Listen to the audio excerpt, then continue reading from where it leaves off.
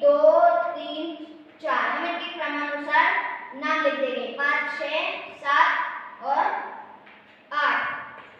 अब देखो अब आता है हमारा अंतः एकांतर कोण, मतलब एकांतर कोण है जिसमें आते हैं, इसमें हम रखेंगे z। एकांतर कोणों के लिए आता है z। तो अब देखो z बन रहा है 1, देखो ये आपको z दिख रहा है। z के अंदर और बाहर आने वाले कौन है एकांतर, मतलब कोण 4 और कोण 5 जो इस z के अंदर आ रही है तो वे है अंतः एकांतर कोण, और जो बाहर आ रही है वो है बाह्य एकांतर कोण। तो हम इनको लिखते हैं। तो कोण 6, कोण 3 बराबर कोण 6 होगा, तो यहाँ पे हम लिख देते हैं कोण 3 बराबर कोण 6 और कोमा, और देखो इस ये देखो ये z बना है हमारा, तो z के इस तरफ और z के इस तरफ, मतलब z के बाहर है ये दोनों कोण, और ये z के अंदर है।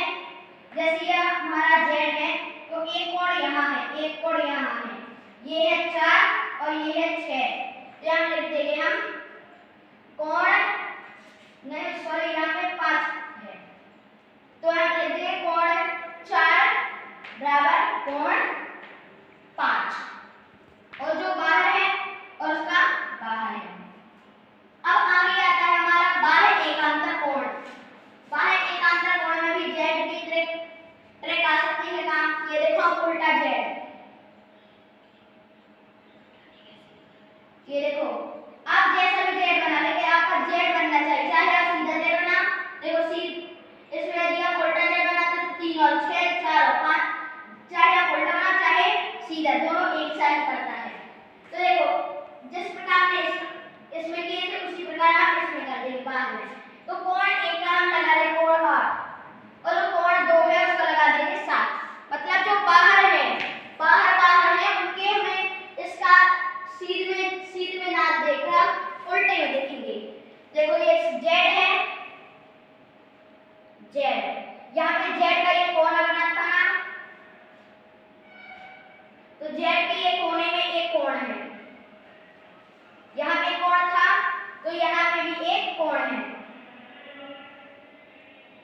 तो ये भी एक कोण, ये देखो तो ये है 1 और ये है 8, तो कोण 1 बराबर कोण 8, इसमें आ जाएगी कोण 1 बराबर कोण 8, और दूसरा कोण इसी प्रकार उल्टा लगा देंगे, तो कोण 2 बराबर कोण 7, कोण 2 बराबर कोण 7, तो ये कोण 1 बराबर कोण 8 और कोण 2 बराबर कोण 7, तो ये हमारे हो गए बाह्य एकांतर कोण, और ये है अंतः एकांतर कोण, ये इनके उदाहरण हैं। आगे शीर्षाभिमुख कोण।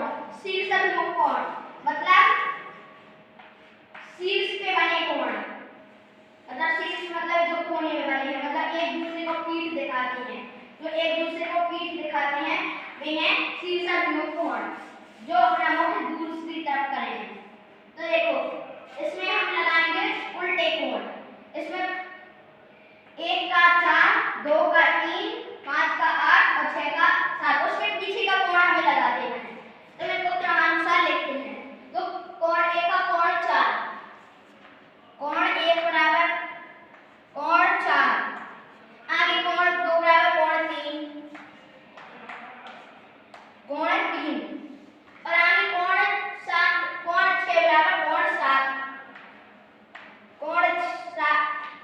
कोण 6 बराबर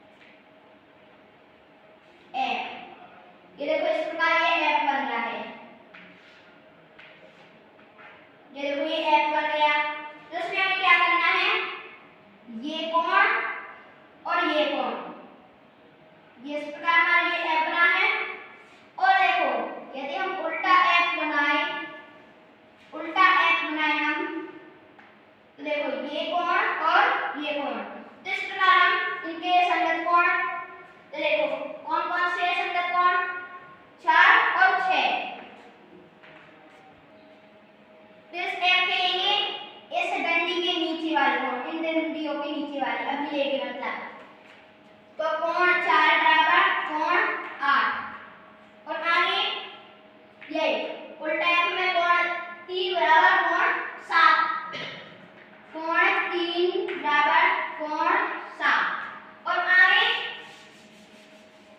इनको मिटा लेते, आगे कोण 2, ये देखो ये एफ बन रहा है, तो क्या करेंगे इस डंडी के ऊपर वाला कोण तो इस डंडी के ऊपर वाला भी कोण लेंगे, तो यदि हम इस डंडी के ऊपर वाला कोण तो इस डंडी के ऊपर वाला कोण, तो इसमें हम लगा देंगे कोण 2 बराबर कोण 6, कोण 6, कोण 1 बराबर कोण 5। ये देखो उल्टा एफ बनाओ, उल्टा एफ इस डंडी के ऊपर और इस डंडी के ऊपर, इसमें हो जाएगा कोण 1 बराबर कोण 5। इस प्रकार हमारे हो गए चारों कोण, संगत कोण, शीर्षाभिमुख कोण, बाह्य एकांतर कोण और अंतः एकांतर कोण। तो ये है पूरे कोणों के प्रकार और इसकी ट्रिक एफ और जेड और पीठ दिखाने वाले कोण, और इन दोनों की ट्रिक जेड है, इसकी है एफ, और ये शीर्षाभिमुख कोण है, ये है सी, मतलब अब एक दूसरे को पीठ दिखाने वाला, मतलब एक दूसरी क्रम है इन दोनों का। तो देखो हमने गणितीय ट्रिक के अनुसार हमने शीर्षाभिमुख कोण का बनाया है x, इसको आप ध्यान रख सकते हो, x का ऊपर नीचे और दाएं और बाएं। तो ये हमने ट्रिक बताई है आपको x, इन दोनों की आप ध्यान रखें z, इसकी x। तो देखो आप ध्यान रखें एकांतर में हमारी लगेगी ट्रिक z की, और जो शीर्षाभिमुख कोण है उसमें हमारी लगेगी x की, x के ऊपर नीचे दाएं बाएं। और ये संगत कोण है जिसमें हमारी लगेगी f की ट्रिक, तो z x f, तो ये हमारी ट्रिक है। आप इसको z x f आप ध्यान से रखें।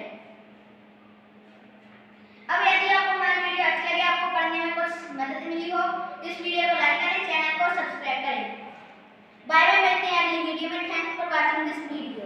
यदि आपको इसमें सवाल में कोई डाउट्स हो रहे हैं तो आप कमेंट लिख सकते हैं, या फिर आप डिस्क्रिप्शन की लिंक में जाकर टेलीग्राम चैनल से ज्वाइन होकर आप उसमें कोई भी डाउट पूछ सकते हैं।